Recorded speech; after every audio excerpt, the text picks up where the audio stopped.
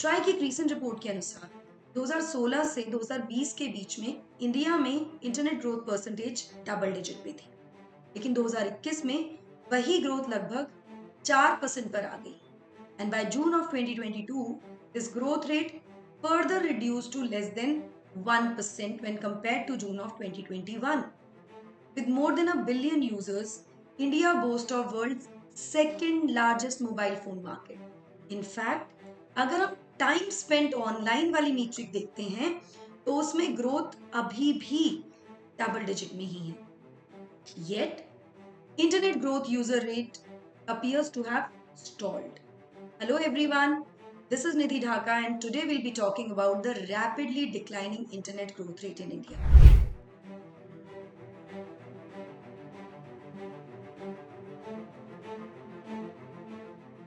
अगर internet usage की बात करें तो मोस्टली हमारे यूसेज सबसे ज्यादा स्मार्टफोन पे ही होते हैं। Social media, online shopping, movies, web series, यहाँ तक कि एजुकेशन के लिए भी we are largely dependent on our phones.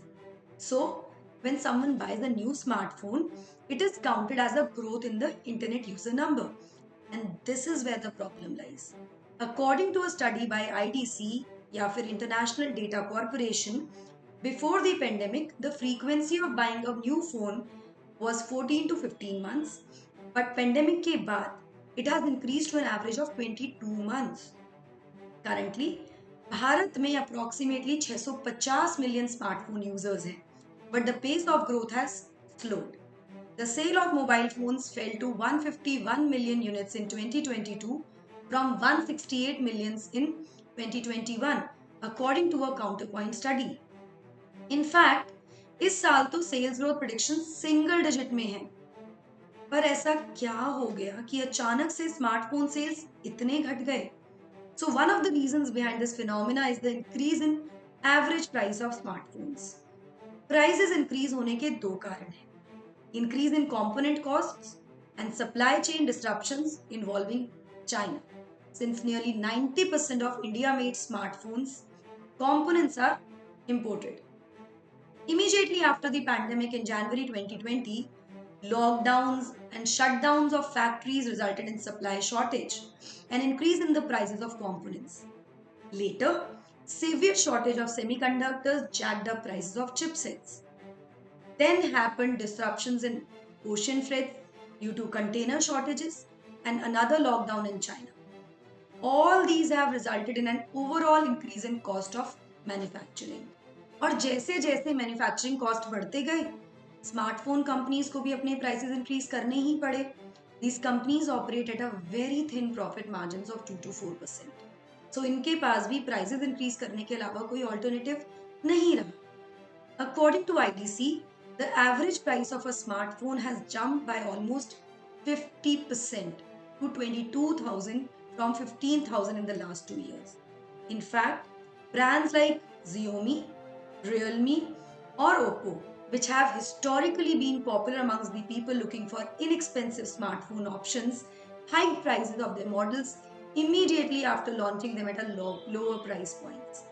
And as we all know, India is a very cost sensitive market. 80% of the devices sold here cost less than 20,000 rupees. India has more than 350 million users of basic handsets or feature phones. 350 million users who can potentially move to smartphones if they can afford it. Almost half of these people use devices that cost less than 1500 rupees. Stung by a higher price of devices and data, only 35 million out of the 350 million Indians upgraded from feature to smartphones in 2022, compared to 60 million every year before COVID struck, according to the counterpoint report. एक और reason है a slowing economy. Rise in unemployment and increasing layoffs means lower disposable income to spend on luxuries like smartphone. Mr. Gopal Vittal, CEO of Bharti Airtel, he has remarked, imagine a customer who has a feature phone and who's made a decision to change to a smartphone. And he's been told that the price is about 6,500 to 7,000 rupees. but he lands in the store and finds that it is 10,000 rupees. He will go away. तो अब सवाल एक और आता है कि लोग फिर कौन से फोन यूज कर रहे हैं? So a sizable percentage of our population who cannot afford smartphones use dumb phones or feature phones like the cult favorite Nokia 3310. Sometimes the reason is not entirely economic. Some people just choose to stay off the radar. Also, there's a thriving and informal second-hand market of refurbished smartphones. Cashify, an online resale marketplace, recorded a 50% growth in revenue from 3.3 billion rupees in 2021 to 4.9 billion rupees in 2022. Now, what can be the problem that occur in the country due to this degrowth? A slowdown in internet growth isn't good news for India. Without a smartphone, it becomes difficult for many to access government welfare benefits, rations and vaccines, among other things. More than 250 million transactions are being made every day on the UPI, Unified Payment Interface. In fact, a government including India's central bank talks about a less cash, less card society by 2025. However, the Reserve Bank of India recently launched a program that will allow feature phone users to make digital payments. Now the question is, what can be the way ahead? Telecom analysts believe that smartphone users who power the digital economy and attract foreign tech companies, they will grow significantly only in the next 3 to 5 years after new production incentives spur the domestic chip manufacturing. In April 2021, India announced incentives worth 760 billion rupees to companies manufacturing mobile parts, semiconductors, and displays in the country. Now, about 15% to 20% of Indian phones is made in India.